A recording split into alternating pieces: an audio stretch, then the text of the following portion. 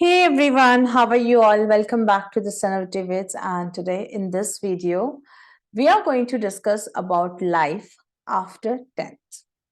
10th class करने के बाद आपकी लाइफ किस तरफ जाती है या फिर आप लाइफ में क्या करना चाहते हैं, ये सारे डिसीजंस लेने का एक टाइम आता है जब आपने एग्जाम दे दिया होता है और एग्जाम से हॉलीडेज के बीच में जब आपको नया स्ट्रीम चूज करना पड़ता है, एक पाथ, एक रास्ता चूज करना पड़ता है जिसपे आपका करियर, आपका फ्यूचर डिपेंडेंट होता है।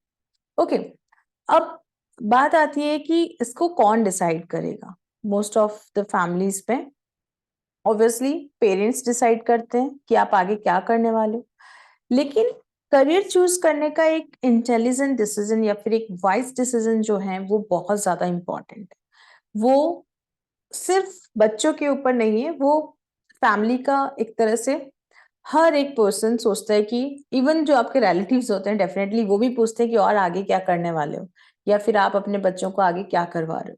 तो ये जो डिसीजन है ये बहुत ही बड़ा डिसीजन होता है, शायद इसीलिए सब लोग, आपके अलावा दूसरे लोग भी आपके बारे में बहुत ज्यादा परेशान होते हैं। तो करियर जो है ना वो क्या है, एक मैटर ऑफ चॉइस है। ठीक है, मैटर ऑफ चॉइस क्यों कहेंगे हम इसे, बिकॉज करियर जब आप चूज करते हैं तो ये एक तरह से आप चूज कर रहे हो। ठीक है, सेलेक्ट कर रहे हो किसी चीज में से। आपके पास 10-50 रास्ते हैं, आपने उनमें से एक रास्ता चूज किया है। अब वो रास्ता आपने क्यों चूज किया है वो आपकी चॉइस से डिपेंड करता है, आपका इंटरेस्ट, आपका स्किल्स, या आप अपने आपकी पर्सनालिटी, आप चाहते हो कि मैं ऐसा दिखता हूँ या ऐसी दिखती हूँ तो मैं मुझे ऐसा करियर चूज करना चाहिए। तो career should be a matter of choice, not an opportunity. Opportunity किसे कहोगे? अब क्योंकि अपॉर्चुनिटी सबको नहीं मिलती है, करियर चूज करने की अपॉर्चुनिटी सबको नहीं मिलती है, लेकिन चूज सब करते, like it's not kind of opportunity कि किसी किसी को ही मिली है कि आप अपना करियर चूज कर सकते हो। ये सबके लिए है, सबके पास ये ऑप्शन आता है कि आप लाइफ में अपना करियर खुद डिसाइड करें। Okay, so you should think of it as a journey. आपको सोचना चाहिए कि ये मेरी जर्नी है जो मुझे स्ट्रगलिंग पर्सन से या स्ट्रगल से स्टार्ट होती है और वो आपको एक सक्सेसफुल पर्सन बनाती है। Okay, which you will experience a variety of influencing factors उस ड्यूरिंग विच, इस जर्नी के दौरान जब आप अपना करियर स्टार्ट करते हैं, सपोज आप 10th के बाद साइंस लेते हैं, फिर उसके बाद आप इंजीनियरिंग करते हैं, इंजीनियर बनते हैं, और फिर उसके आगे जो कुछ भी आप करते हैं तो वो आपकी पूरी एक जर्नी होती है। ठीक है, वो जर्नी जो आपने डिसाइड की है, जब आप इंजीनियर बनते हैं या डॉक्टर बनते हैं तो वो जर्नी आपने 9th-10th में ही डिसाइड कर ली होती है कि मुझे तो इन फ्यूचर डॉक्टर बनना है। ओके, तो अब मैं इस वीडियो के अंदर ये बात करने वाली हूँ कि आपके पास 10th के बाद क्या क्या ऑप्शन होते हैं कि आप क्या कर सकते हैं। ठीक है, आप पढ़ाई अपनी कंटिन्यू कर सकते हैं, और किसी रीजन से यदि आपकी पढ़ाई नहीं कंटिन्यू हो पाई और आपका गैप हो गया है या आपकी फैमिली में किसी का गैप हो गया है तो वो भी अर्निंग कर सकते हैं, कहीं ना कहीं वो भी एक जॉब ले सकते हैं। तो लेट्स सी, सबसे पहले जब बात आती है कि मुझे तो अपनी पढ़ाई कंटिन्यू करनी है, कि 10th हो गया अब मुझे 11th करना है, तो 11th करने के लिए आपके पास 3 ऑप्शंस होते हैं। 11th और 12th आप सेम ही स्ट्रीम में करते हो, या तो आप साइंस ले लो, जैसे कि 70 to 80% बच्चे आजकल सिर्फ साइंस लेते हैं, या आप कॉमर्स ले लो, किसी की फैमिली बिजनेस बैकग्राउंड से बिलोंग करती है, किसी को CS बनना है तो वो कॉमर्स लेता है। ठीक है, बिजनेस से रिलेटेड चीजें, या फिर ह्यूमैनिटीज। ह्यूमैनिटीज में क्या होते हैं, जितना भी हमारा पॉलिटिकल साइंस, ज्योग्राफी, हिस्ट्री, ये सारे के सारे जो अब तक 10th में आपने SST में पढ़े थे वो सब अब ह्यूमैनिटीज में काउंट होते हैं, जिसको आप आर्ट भी बोलते हो। ठीक है, तो साइंस, कॉमर्स एंड आर्ट्स और ह्यूमैनिटीज, ये 3 स्ट्रीम्स बड़ी स्ट्रीम्स, मेजर स्ट्रीम्स हैं, यानी कि जब आप 10th करके निकलते हो तो आपके सामने 3 रास्ते हैं। ठीक है, साइंस वाला रास्ता है, कॉमर्स वाला है और आर्ट्स वाला है। अब आपको चूज करना है, आपको लगता है कि मेरी पर्सनालिटी तो एक डॉक्टर जैसी है तो आपको साइंस चूज करना होगा, इंजीनियर जैसी है साइंस चूज करो। आप चाहते हो कि मैं CS बनूं या फिर कोई बिजनेस करूं, MBA करूं, आप कॉमर्स चूज कीजिए। और यदि आप चाहते हो कि मुझे IAS बनना है, IAS वैसे आप बाकी सारे से भी बन सकते हो, लेकिन आप चाहते हो कि मुझे पूरे पॉलिटिकल सोशियोलॉजी, ऐसी कुछ पर्टिकुलर चीजों की नॉलेज होनी चाहिए, ठीक है। इन सब के अलावा अदर थिंग, तो आर्ट्स का बहुत ही बड़ा वास्ट एरिया है जिसमें बहुत सारे सब्जेक्ट्स आते हैं, तो इस तरह से आप एक स्ट्रीम डिसाइड कर सकते हो।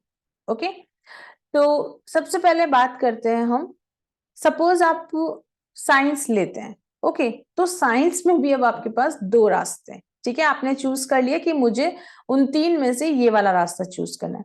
अब यहाँ आपके पास दो रास्ते हैं। पहला है कि आप फिजिक्स केमिस्ट्री बायो यानी कि मेडिकल स्ट्रीम ले सकते हैं, जिसके थ्रू आप डॉक्टर वाली जर्नी यानी कि मेडिकल से रिलेटेड है ना चीजें कर सकते हैं। उससे रिलेटेड जितने भी जॉब्स हैं, नर्सेज हैं और कोई भी जॉब, वो आप कर सकते हैं through PCB. Okay, doctor, nurse, compounder, और इसमें टीचिंग वाला भी आ जाता है, ठीक है। वो सब आप इसके थ्रू कर सकते हैं। तो पीसीबी यानी कि फिजिक्स, केमिस्ट्री और बायोलॉजी। ओके, दूसरा ऑप्शन होता है नॉन मेडिकल स्ट्रीम, जिसके अंदर आप लेते हैं फिजिक्स, केमिस्ट्री, मैथ्स। आपको इंजीनियरिंग करनी है या फिर आपको आर्किटेक्चर बनना है या फिर आपको कुछ टेक्नोलॉजी से रिलेटेड काम करना है, ठीक है, या नेवी में जाना है, तो आप पीसीएम लेते हैं। ओके, तो डिफरेंस क्या है, एक तरफ बायो लेना होता है और एक तरफ मैथ्स लेना होता है, ठीक है।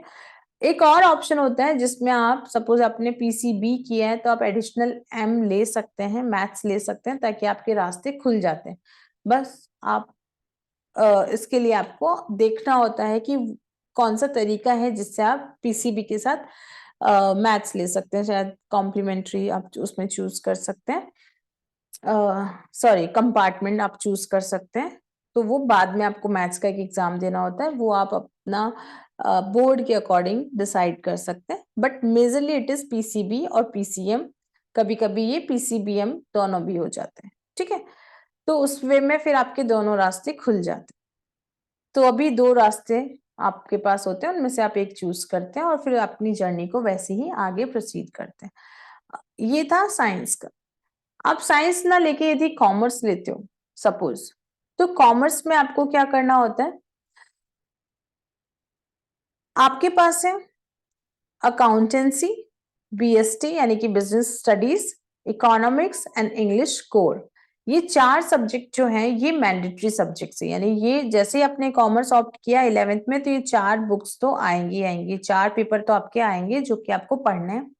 इसके अलावा आपको दो पेपर यानी टोटल 6 पेपर्स होते हैं, तो दो पेपर्स आपको इनमें से चूज करने होते हैं, entrepreneurship, physical education, computer science, fine arts and informatics practices, जिसको शॉर्ट फॉर्म में आईपी बोलते हैं। ओके, तो इनमें से दो सब्जेक्ट्स लेने होते हैं और इनमें से ये चार तो मैंडेटरी है ही। तो इस तरह से टोटल 6 पेपर होते हैं जो 11th और 12th में पढ़ते हो, फिर उसके अकॉर्डिंग आप आगे की जर्नी अपनी कंप्लीट करते हो। Okay, so this is about 11th और 12th बाय कॉमर्स। अब हम बात करते हैं ह्यूमैनिटीज की, जिसको आप आर्ट्स भी कहते हो। आर्ट्स जब आप लेते हो या ह्यूमैनिटीज लेते हो तो आपके पास बहुत सारे ऑप्शंस होते हैं चूज करने के, कि आप अपनी चॉइस का सब्जेक्ट चूज कर सकते हो।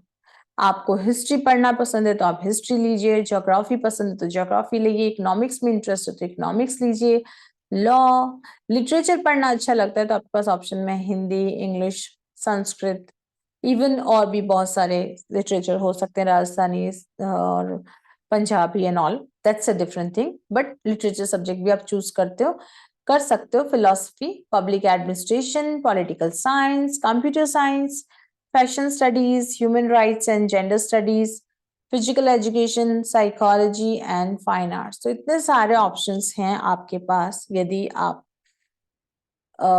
ह्यूमैनिटीज लेते हैं तो।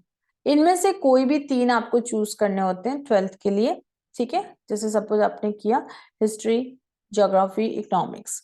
अब ये डिपेंड करता है कि आप जिस स्कूल में पढ़ रहे हैं वो स्कूल आपको कौन सी फैसिलिटी देता है, कि उस स्कूल के अंदर कौन कौन से स्ट्रीम्स में एग्जाम कंडक्ट करवाए जाते हैं, तो वो पर्टिकुलर आप चूज कर सकते हो।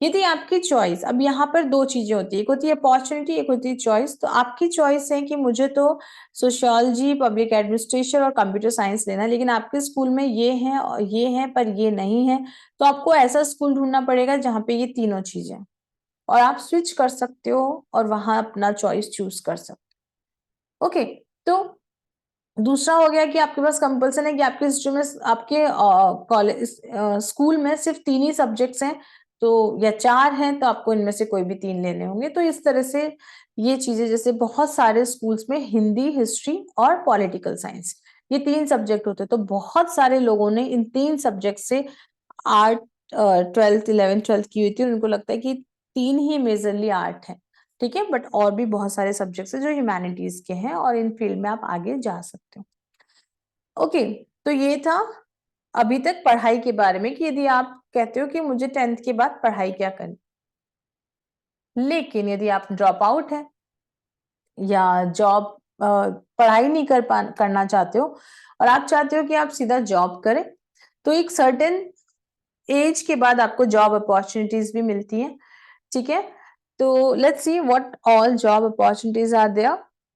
पहला बहुत ही 10th पास के लिए एक certificate diploma kind of course है, RSCIT, जिससे आप डेफिनेटली जानते ही होंगे। RSCIT एक डिप्लोमा कंप्यूटर कोर्स है जो कि राजस्थान में है, बाकी और स्टेट्स में भी होता है, कहीं MSIT अलग अलग नाम से जाना जाता है, हमारे यहाँ राजस्थान में ये RSCIT है।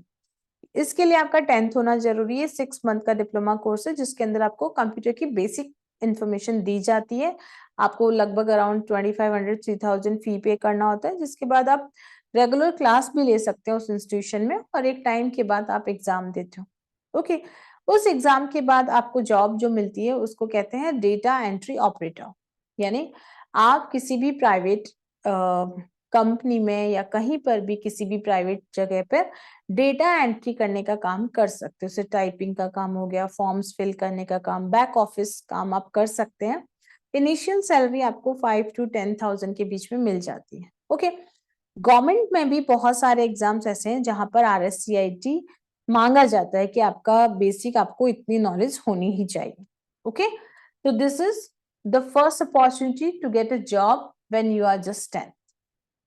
देन बहुत सारे डिप्लोमा कोर्सेज होते हैं जिसको हम ITI बोलते हैं, ये 1 ईयर के कोर्सेज होते हैं। Basically these are technical diploma. तो जो इंजीनियरिंग करते हैं वो इंजीनियरिंग ना करके यदि उन्होंने 1 साल का ये डिप्लोमा किया होता तो उनको इंजीनियरिंग के 2nd ईयर में भी एडमिशन मिल जाता है। तो ये 1 ईयर ITI डिप्लोमा कोर्स होता है। इसके अंदर बहुत सारे इंजीनियरिंग के जो फील्ड हैं उसमें डिप्लोमास के ऑप्शन होते हैं, आप उसमें डिप्लोमा कर सकते हैं, जैसे कि mechanical engineering, electronics, electrical engineering, civil engineering, diploma in chemical engineering, diploma in information technology, और you have diploma in surveying, diploma in financial management, diploma in production management, diploma in fire and safety, industrial safety. You have diploma in polymer, diploma in dairy. Dairy production में भी आप diploma कर सकते हैं, research and development में diploma, welding में, mining में, okay, और international marketing management, fitter, you have diploma in welder cum fabricator, diploma in diesel mechanic, diploma in international business, diploma in automobile। बहुत सारे डिप्लोमा कोर्सेज हैं 1 year के, जिसके कारण आपको कंपनीज में जॉब मिल जाती है। ओके, तो ये छोटे छोटे डिप्लोमा कोर्सेज हैं, तो ऑब्वियसली इनके बाद जो जॉब मिलेगी वो सैलरी बहुत ज्यादा तो नहीं होगी, बट हाँ, you can start your job. Even government jobs में, रेलवेज की जॉब में ये डिप्लोमास बहुत ज्यादा मांगे जाते हैं, और वहां भी आपको D ग्रुप की जॉब्स मिल जाती है। इसके अलावा यदि आप और चीजें देखो तो 1 2 या 3 साल के कोर्सेज भी जस्ट आफ्टर 10 स्टार्ट हो जाते हैं, जिसमें interior designing, stenography, beauty culture, hair dressing, और आप कह सकते हैं courses in hair and beauty, leather technology, digital marketing, ये बहुत ज्यादा चल रहा है आजकल, textile design, offset printing, security, salesmanship, x ray technician, architecture, fashion designing, library science, astrology and mobile repairing courses. ये छोटे छोटे कोर्सेज करके भी आप जॉब ले सकते हैं। प्राइवेट या गवर्नमेंट का ऑप्शन इन सब के साथ कम है, लेकिन हाँ, प्राइवेट जॉब आप कर सकते हैं और अच्छी सैलरी आपको मिल सकती है इनिशियल लेवल पर। अब हम गवर्नमेंट जॉब्स की बात करें तो 10th के बाद में ऑब्वियसली जब क्वालिफिकेशन 10th रखी गई है तो जॉब्स बहुत हाई ग्रेड की नहीं होगी, लेकिन हाँ डी ग्रेड की जो जॉब्स होती हैं, MTS मल्टीटास्किंग स्टाफ इन SSC, जो कि सेंट्रल गवर्नमेंट की जॉब है, इसके लिए आपको एंट्रेंस एग्जाम देना पड़ता है और फिर आपका सिलेक्शन होता है। SSC और RRB रेलवे रिजर्व बोर्ड, वो भी ग्रुप डी के जितने भी एग्जाम्स होते हैं वो उसके लिए क्वालिफिकेशन 10th मांगी जाती है। RPF कांस्टेबल, ओके, जो पुलिस फोर्स के अंदर कांस्टेबल होते हैं, वो चाहे स्टेट पुलिस हो या फिर वो रेलवे पुलिस हो या जैसी भी पुलिस हो, तो उसके लिए जो कांस्टेबल की जो क्वालिफिकेशन है वो 10th मांगी गई है। और डिफेंस में आर्मी नेवी और एयरफोर्स में भी 10th स्टैंडर्ड के बाद आपको इनिशियल लेवल पे on the basis of exam selection होता है।